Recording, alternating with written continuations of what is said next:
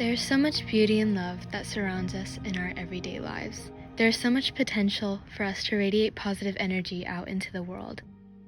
I believe we cannot experience life at its fullest until we do what we can to make ourselves first feel full of life.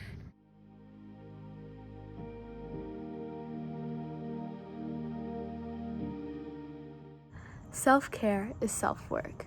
When I first heard this definition of self-care, I felt betrayed. If self-care is work, then what did my face masks and yoga sessions mean? Why would something supposed to relax my soul connote labor? Where did my past efforts towards self-care go towards? However, as I grew older and grew away from superficial meanings of self-care, I began to resonate more with the definition of self-care as self-work. Of course, many of us may not view a bubble bath or 5-minute meditation as laborious in any nature. But what if you viewed that bubble bath as time you reserve to decompress, to take time to process the feelings conjured throughout your day, to start off tomorrow on a lighter note, to think about the aspects of yourself you want to improve? What if we viewed self-care as taking care of our beings in order to perform better as ourselves? Would you want to start prioritizing your 8 hours of sleep more? Would you finally confront hard truths if it meant an easier reality? Would you finally start to take care of your body in the ways that you need? This is how I view self-care. I didn't know this before, but I felt self-care was a rather superficial obligation to take care of myself. I wanted to do face masks to appear, quote, prettier, or exercise to appear, quote, more fit, which was by no means a healthy motivation to something so keystone to my being. This does not go to say that face masks and yoga sessions aren't self-care. In fact, I feel grumpy without my daily vinyasa.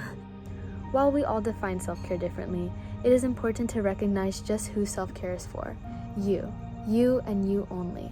When we look beneath superficial definitions of self-care, we buckle down to the truth that self-care is an effort to protect our happiness and stability, which is not always easy in our fast-paced lives. When we are actively recognizing our inner dialogues, prioritizing our feeling of presence, or dedicating time to our health, we are not only putting in work to improve ourselves, but we are being our own number one supporters. Isn't that what self-care is all about? Self-care is self-work. Self-care is different for everyone, but most importantly, self-care is your own. I hope this perspective on self-care provides a broader definition of what self-care is really. Here are some ways SHABABYs practice self-care and why it is important to them. My name is Ashley, and let me share some of my self-care tips with you today. First one, nice little street view right here. I love going on walks with my friends. My other form of self-care is watching the Sex and the City movie, iced coffee, doing my nails on a nice, perfect, sunny day. Honestly, the best form of self-care is petting an animal. Hi, Enzo. And maybe doing some animal talk to your animal as well. Hi, my name is Meriden, and I practice self-care by passion planning. So I recently got a passion planner for Christmas, and I've been using it since the beginning of 2021.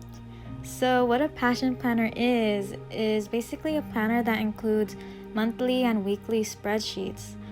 I love passion planning because rather than just writing down your to-do list on a notebook or even Google Calendar, this method of planning really allows me to bring out my creative side. So I find this practice as self-care because once a week I'm able to sit down, play some music, and organize anything I have to do for the following week. I find this so relaxing because I'm the type of person who really likes to stay organized and have this time to just work on myself and my goals. That makes me so happy and feel less stressed out.